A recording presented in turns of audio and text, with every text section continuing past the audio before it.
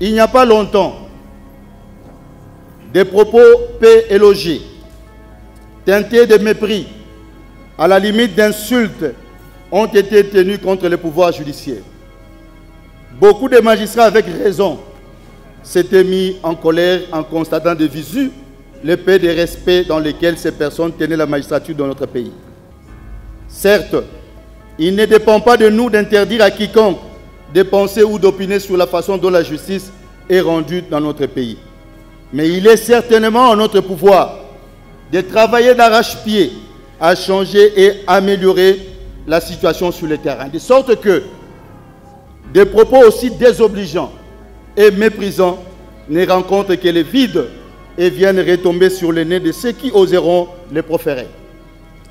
Le prix à payer, évidemment, est que la grande majorité d'entre nous, du moins gradé au plus gradé, acceptent avec courage et détermination d'assumer nos responsabilités citoyennes, aussi lourdes qu'elles puissent l'être.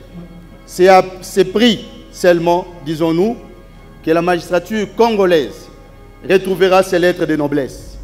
Sauf que cette fois-ci, elle ne brillera plus au bénéfice exclusif du plus fort ou de l'étranger, mais sera le patrimoine collectif imprescriptible de chaque citoyen congolais. Et ainsi, elle se couvrira de gloire en remplissant correctement sa noble mission de garant et des remparts absolus des droits et libertés fondamentaux des citoyens et de l'état de droit. La liberté individuelle, comme nous l'avons rappelé si bas, est le socle de la démocratie et de l'état de droit.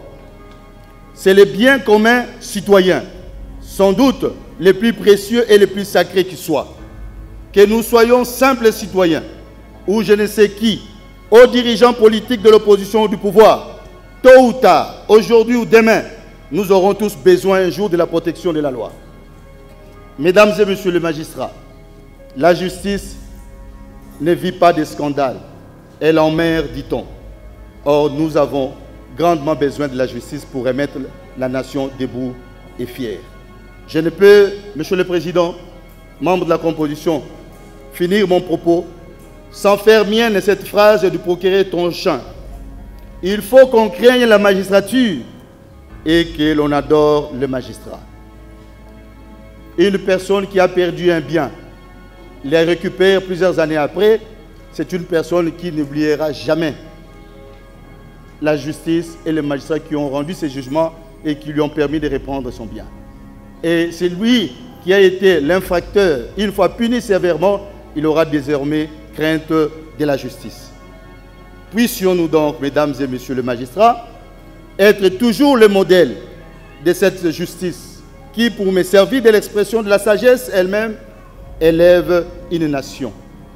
Puissions-nous, dans l'étroite circonférence où la Providence nous a renfermés, nous exercer à des vertus plus paisibles et plus précieuses aux yeux des sages.